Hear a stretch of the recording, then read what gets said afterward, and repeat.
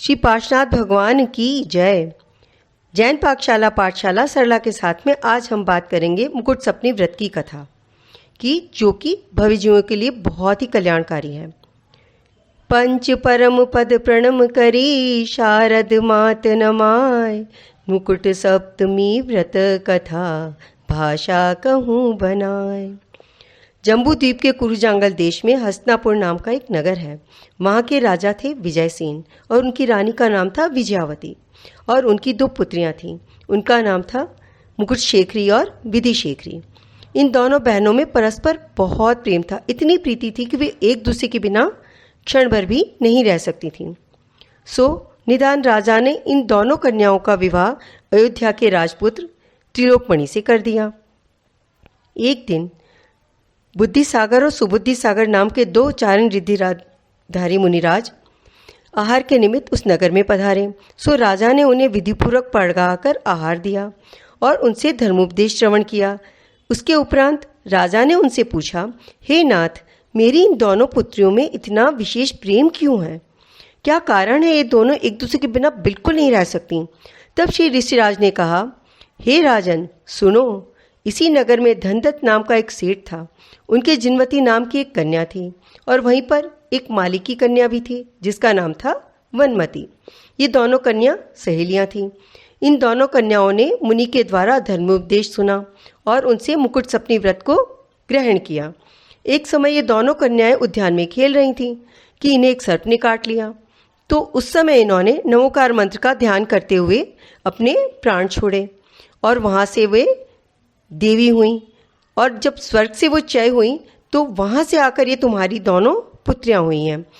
सो इनका यह स्नेह भवांतर से चला आ रहा है, आज का नहीं है।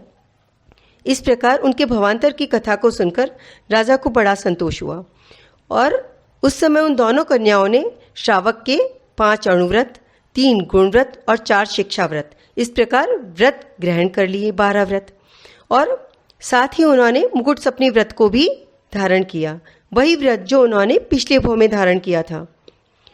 और उस व्रत के लिए उन्होंने प्रतिवर्ष श्रावण सुदी सप्तमी का प्रोषद उपवास करती और साथ में ओम नीम श्री विषभ तीर्थंकरेभ्यो नमः इस प्रकार मंत्र का जाप्य करती तथा अष्टद्रव्य से श्री जिनालय में जाकर भाव से जिनेन्द्र भगवान की पूजा करती थी।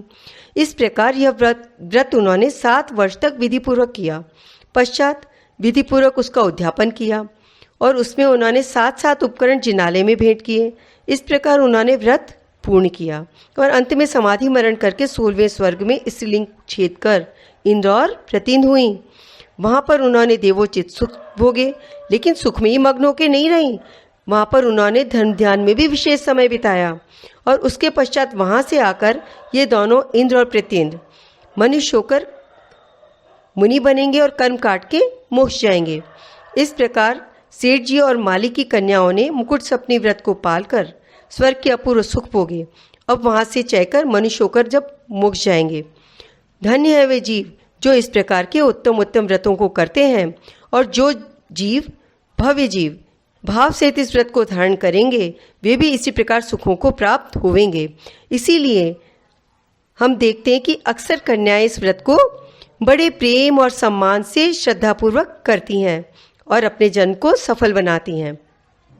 श्रेष्ठी अरुमाली सुता मुकुट सप्तमी व्रतधार, भये इंद्र प्रतिंद द्वय अरु हुई हैं भव पार। जय जिनेन्द्र।